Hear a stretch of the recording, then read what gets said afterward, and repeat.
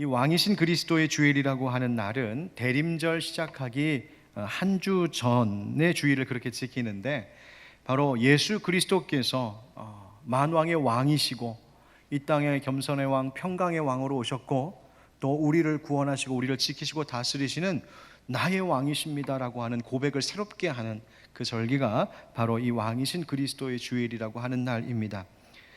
이 절기의 의미와 관련해서 오늘 본문 계시록의 말씀 가운데 두 가지의 구절을 먼저 좀 주목해 보려고 합니다. 첫째는 요한계시록 1장 5절 말씀에 나오는 표현인데요, 또 충성된 증인으로 죽은 자들 가운데에서 먼저 나시고 땅의 임금들의 머리가 되신 예수 그리스도로 말미암아 은혜와 평강이 너에게 있기를 원하노라. 아멘. 은혜와 평강이 너에게 있기를 원한다. 사도 요한이 성도들에게, 교회들에게, 또 이 땅에 있을, 역사 가운데 있을 모든 교회와 그리스도인들에게 은혜와 평강을 기원하고 문안 인사하고 있습니다. 여러분들 은혜와 평강 누리시기를 원하십니까? 아멘. 은혜와 평강. 그런데 그 모든 은혜와 평강이 누구로 말미암는다고요? 예수 그리스도로 말미암아. 여러분 믿으십니까? 아멘. 아멘. 그런데 그 예수 그리스도가 누구이신지를 설명해주고 있는 말에 예수님은 충성된 증인으로 죽은 자들 가운데서 먼저 나시고, 특별히 땅의 임금들의 무엇이 되셨다? 머리가 되셨다. 그러니까 모든 임금 중에 임금, 왕 중에 왕이라는 말입니다. 가장 높으신 분. 또 계시록 1장 8절에는 이런 말씀이 있습니다. 주 하나님이 이르시되 나는 알파와 오메가라, 이제도 있고 전에도 있었고 장차 올 자요 전능한 자라 하시더라. 아멘.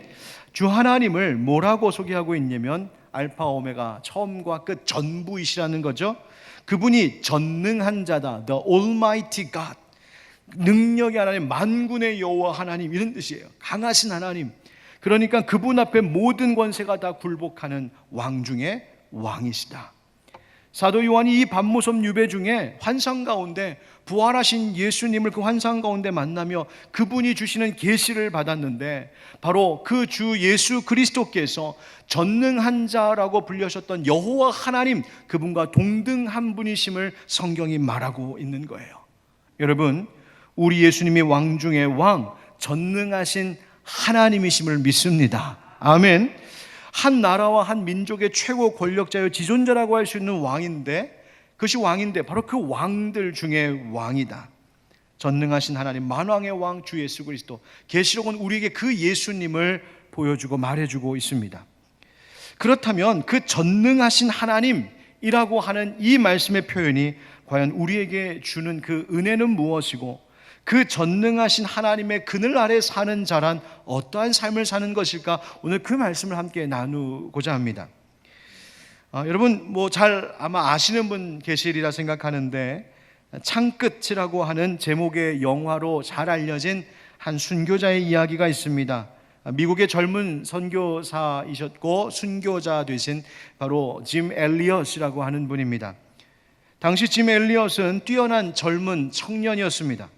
그런데 그 젊은 청년에게 하나님께서 일찍이 그 마음의 비전, 꿈을 주셨는데, 그것이 뭐냐면 저 에콰도르에 있는 아우카라고 하는 족에게 가서 하나님의 말씀을 전하고 복음, 예수 그리스도를 전하고자 하는 선교의 꿈을 갖게 하셨습니다.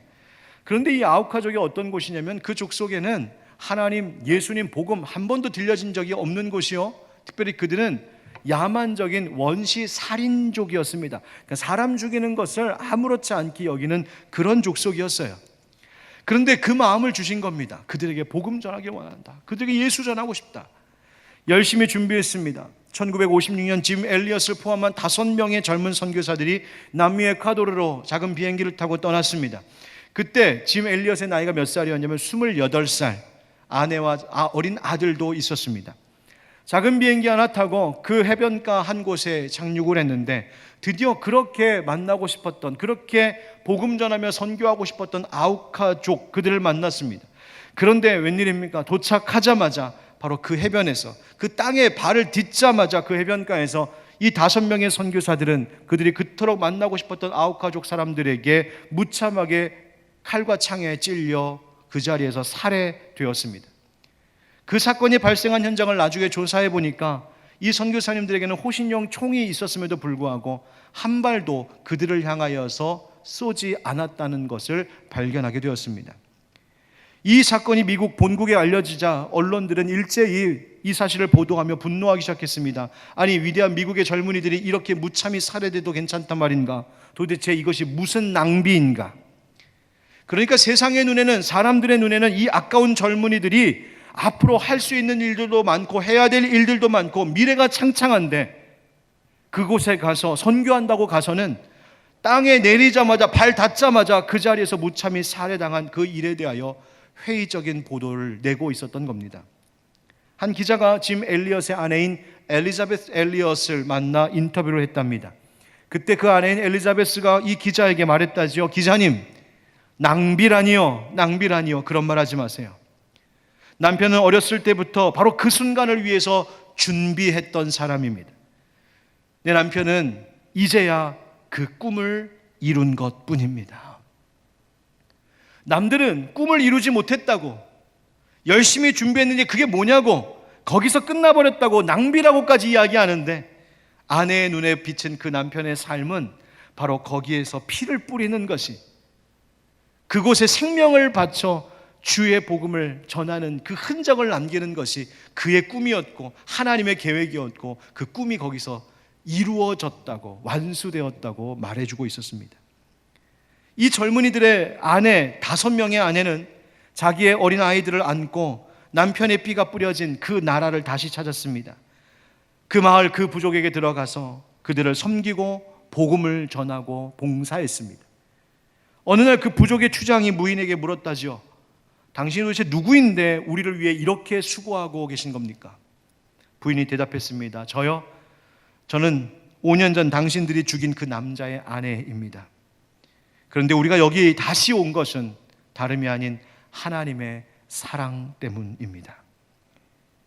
그 후 이 부족은 모두 다 예수 그리스도를 영접하고, 이 순교한 선교사님들의 가족은 남편과 아빠의 피가 뿌려진 그 땅, 그 마을 부족에게 들어가서 교회를 세우고 그들의 말을 배워 성경을 번역하고 평생을 그들에게 복음을 전하며 살았습니다. 짐 엘리엇의 어린 아들도 훗날 아버지를 따라 선교사가 되었습니다. 당시 그 선교사님들을 무참히 살인했던 사람들 가운데는 그 마을 교회의 장로님이 되었거나 그 이후로 놀랍도록 변화된 삶을 보여준 이들이 있습니다. 또 선교사님을 죽였던 사람들 중에 한 사람의 아들은 목사가 되어 다시 미국으로 와 거기서 자신의 가족에게 있었던 놀라운 은혜의 일들을 간증하기도 했던 기가 막힌 하나님의 은총의 일들이 있었습니다.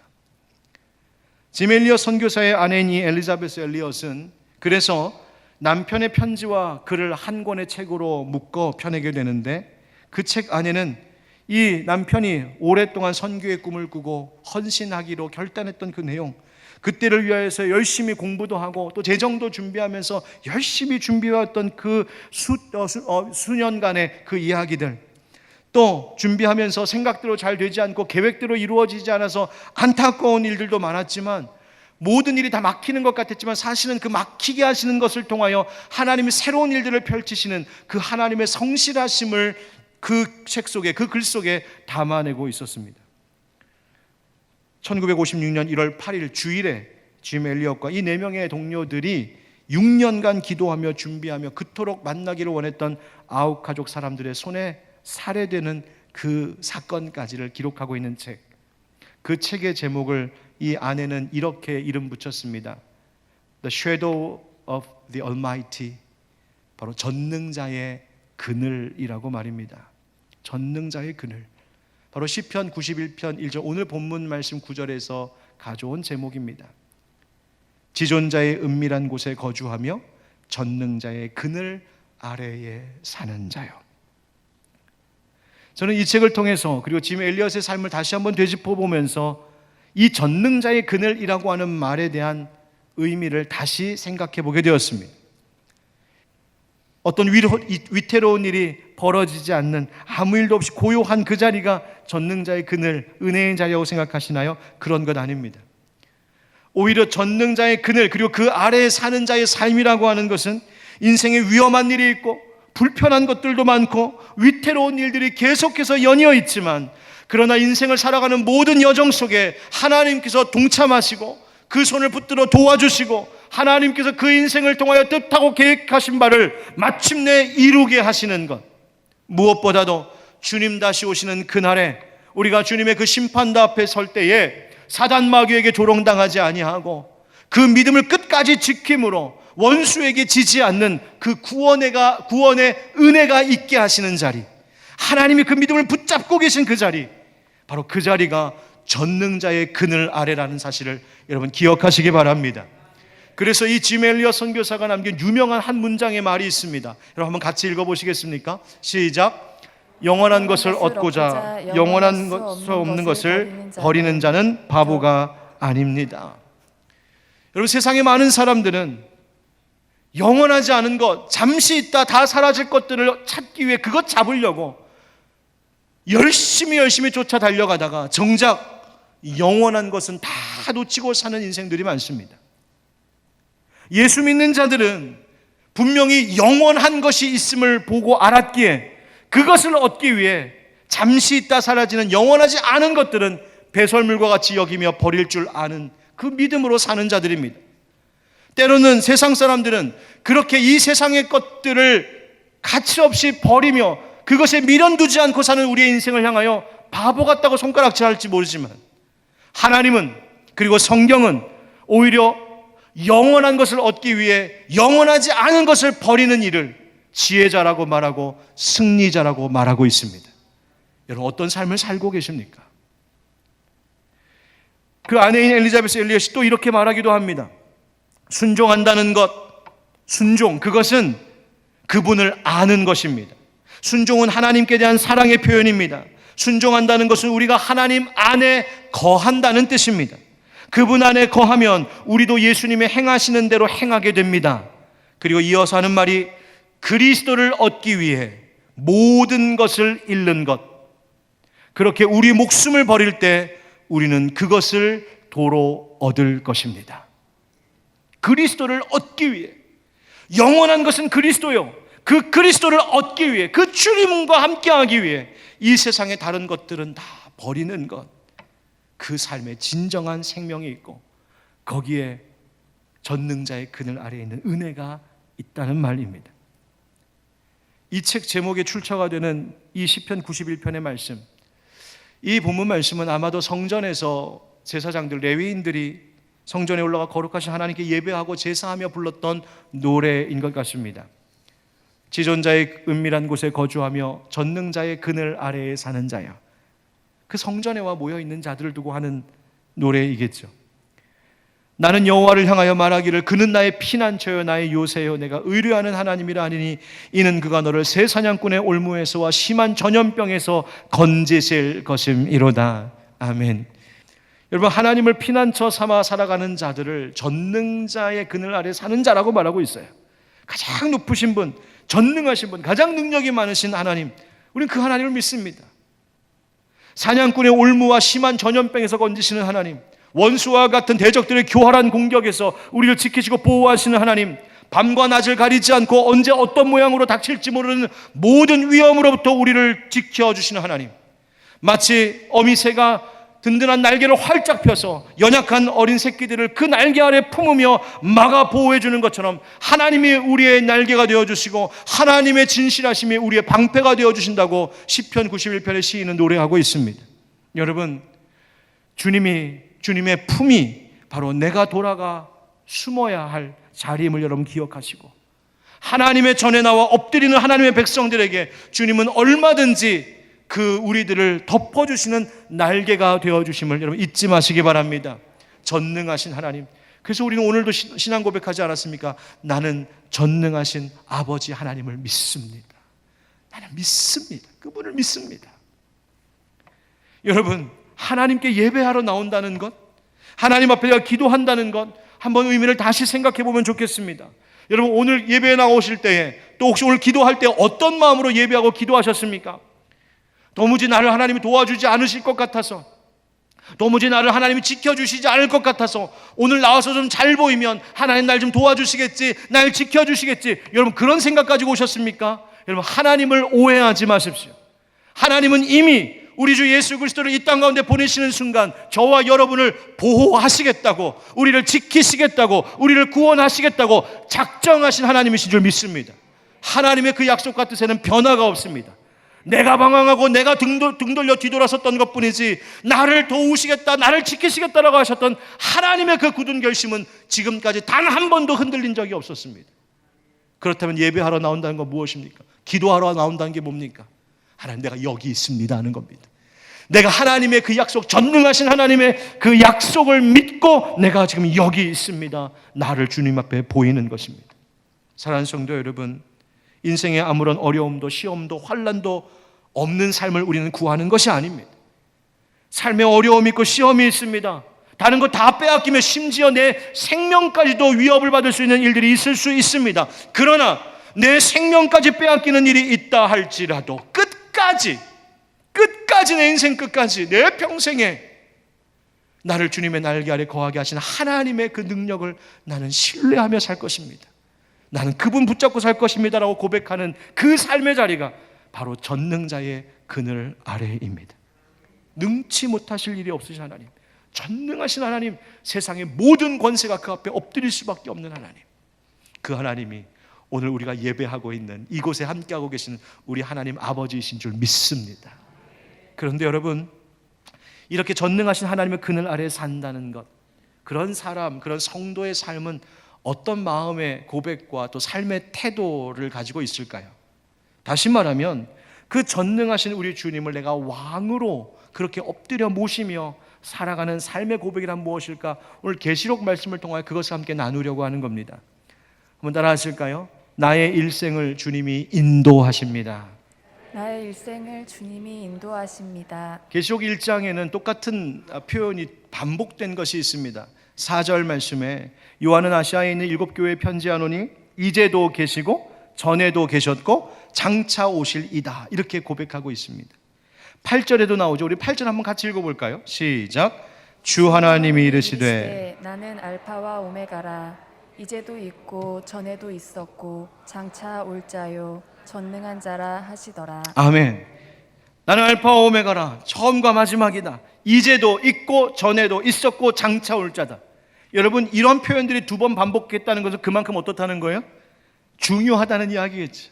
계시록이 우리에게 말해주려고 하는 하나님 아버지는 그런 분이시고, 지금도 계시고 전에도 계셨고 장차 오실 분. 그런데 놀라운 것은 하나님 아버지와 우리 주 예수 그리스도를 동등하게 지금 묘사하고 있다는 말이에요. 즉 우리 주 하나님이, 우리 예수 그리스도께서 전능하신 분이시요, 그 예수 그리스도께서 이 땅의 전부시라고, 처음과 마지막이라고 우리에게 말해주고 있는 거예요. 여러분, 우리 주님은 시간을 창조하신 하나님이심을 믿습니다. 시간을 창조하셨기에 그 시간 위에 그것을 초월해 계십니다. 내 인생의 과거의 상처도 치료하실 수 있는 분이 하나님이십니다. 현재의 문제도 해결하실 수 있는 분이 하나님이십니다. 미래에 보이지 않는 문제도 준비하시고 예비하실 수 있는 분이 하나님이신 줄 믿습니다. 하나님이 시간을 다스리세요. 세상의 물질도, 세상의 즐거움도, 세상의 힘과 명예도, 사단마귀도 이 세상의 주관자가 아니라 오직 이 땅에, 내 인생의, 우리의 삶의 역사와 시간의 주인공이시고 왕의 왕 되신 분은 오직 우리 주 예수 그리스도 한 분뿐이신 줄 믿습니다. 이 믿음 가지고 사는 거예요. 흔들리지 말아야 됩니다. 나는 그 주님께서 내 일생을 인도하실 줄 믿습니다. 여호와는 나의 목자시니 내게 부족함이 없으리로다. 주님이 나를 이끄시면 나에게 모자람이 없습니다. 그 하나님의 선하신 인도하심을 구하며 사는 것, 바로 그것이 전능자의 그늘 아래 사는 것인 줄 알고, 바로 내 일생을 주님 앞에 온전히 맡기며 그분 안에 있는 최고의 안전함을 누리시는 우리 모두가 되기를 예수 그리스도의 이름으로 축원드립니다. 2번째 고백 따라 합시다. 나의 생명도 주님 안에 있습니다. 나의 생명도 주님 안에 있습니다. 아까 읽었었던 5절, 계시록 1장 5절 말씀 가운데 이런 표현이 또 있죠. 또 충성된 증인으로 죽은 자들 가운데서 먼저 나시고, 예수님이 어떤 분이시라는 거예요? 부활하신 주님이시다. 죽음을 이기신 분이시다. 그 죽음을 이기신 권세로, 그 능력으로 우리도 자유하게 하셨는데, 그래서 5절 하반절에 보니까 우리를 사랑하사 그의 피로 우리 죄에서 우리를 해방하셨다. 할렐루야. 그래서 우리가 지금 예배 드릴 수 있는 거잖아요. 그래서 우리가 하나님의 아들, 딸이라고 말할 수 있는 거예요. 그런데 바로 그렇기 때문에 내가 지금 사는 건 내가 사는 것 아니고 내 안에 계신 우리 주 예수 그리스도로 사는 것, 내 생명이 주님의 것이라는 거예요. 내가 지금 사는 인생은 덤으로 사는 인생, 하나님께서 다시 살게 하신 인생, 내 앞으로의 남은 삶은 나의 것이 아니라 내 시간도 내 생명도 주님의 것입니다. 바로 이것을 알고 이 믿음의 고백으로 살 때 세상에 영원하지 않은 헛된 것들의 묶임으로부터 자유하여 기쁨을 누리며 살아갈 수 있는 것입니다. 여러분, 제가 여러 장례식들을 치르면서 장례식 때마다 철저히 깨닫고 있는 것이 하나 있습니다. 하나님 부르실 때 진짜 가져갈 수 있는 게 하나도 없구나. 하나도 없구나. 여러분, 우리의 모든 생명이 다 하나님의 것임을 고백하시기 바랍니다. 그래서 사도 바울은 뭐라고 했습니까? 로마서 14장 8절 말씀 다 같이 읽어봅시다. 시작. 우리가 살아도 주를 위하여 살고 죽어도 주를 위하여 죽나니 그러므로 사나 죽으나 우리가 주의 것이로다. 아멘. 아멘. 마지막으로 한 가지 더 고백합시다. 따라하겠습니다. 나의 모든 것을 주님이 아십니다. 나의 모든 것을 주님이 아십니다. 여러분, 삶에 어려움이 있습니다. 고난도 있고요, 시련도 있습니다. 그런데 그것을 견딜 수 있는 건 누가 좀 알아주면 견딜만 합니다. 그런데 아무리 별것 아닌 인생의 어려움과 고민일지라도 아무도 못 알아준다, 내 마음 누가 알아주는 사람 없다 싶으면 그게 그렇게 낙심이 되고 절망감이 찾아옵니다. 여러분, 요즘 혹시 인생에 고민되는 것 있습니까? 어려운 일 있으신가요? 누가 여러분의 마음을 알아주던가요? 내 마음의 작은 읊조림까지도 아시고 내 저 구석에 서글피 울고 있는 나의 어린 모습과 같은 그 눈물 흘리고 있는 나를 너무나 잘 아시는 분, 바로 살아계신 하나님이신 줄 믿습니다. 근데 이것을 아는 것이 왜 이렇게 중요할까? 바로 7절 말씀 때문입니다. 우리 같이 읽어보실까요? 7절 시작. 볼지어다 그가 구름을 타고 오시리라. 각 사람의 눈이 그를 보겠고 그를 찌른 자들도 볼 것이요 땅에 있는 모든 족속이 그로 말미암아 애곡하리니 그러하리라. 아멘. 계시록에서 예수님이 계속 우리에게 강하게 약속하신 것은 뭐냐면 볼지어다 그가 구름을 타고 다시 오시리라. 여러분, 다시 오시겠다는 거예요. 여러분 믿으십니까? 여러분, 예수님의 재림은 확실한 약속, 이루어질 약속입니다. 자, 그런데 예수님 다시 오실 때에 우리가 믿는, 예수 믿는 사람들만 다시 오시는 분을 보는 것이 아니라 성경에 보니까 그를 찌른 자들도 볼 것이요, 즉 예수님 죽이고 예수님 대적하고 더 나아가 예수님 불신하고 예수님 믿지 않는 자들도 볼 것이다. 그런데 믿는 자들에게는 어떤 주님으로 오시냐면 상급을 주시고 면류관을 씌워주시고 복되게 하시는, 영생복락 주시는 구원과 은혜의 하나님으로 우리 가운데 오시고, 믿지 않는 자들에게는 영벌의 멸망을 주시는 심판의 하나님으로 오신다는 거예요. 그 말은 무슨 말입니까? 우리 주님이 내가 어떻게 살아가고 있는지, 내 마음에 무엇이 있는지를 주님이 다 아신다는 거예요. 사랑하는 성도 여러분, 주님 다시 오실 분인 줄 알고, 그리고 그분이 나의 모든 것을 아시는 줄 알고 그분 안에서 늘 거하며 살아가는, 그분을 기다리며 사는 삶이 되시기를 축복합니다. 때로는 신앙의 회의가 올 때도 있으십니까? 여러분, 주님을 향한 수고를 주님이 아시는 줄 믿습니다.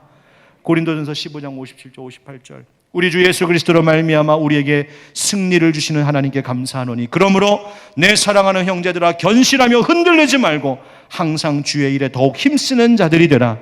이는 너희 수고가 주 안에서 헛되지 않은 줄 알미라. 아멘. 우리의 모든 것을 아시는 주님, 그 주님의 은혜를 기대하며 살아가는 것, 다시 오실 날을 소망하며 살아가는 것, 그것이 전능자의 그늘 아래 사는 삶이라 믿습니다. 여러분, 이런 삶을 삶으로 왕 되신 주님 늘 모시고 왕이신 주님이 지키시고 보호하시는 복된 삶 되기를 예수님의 이름으로 축원드립니다.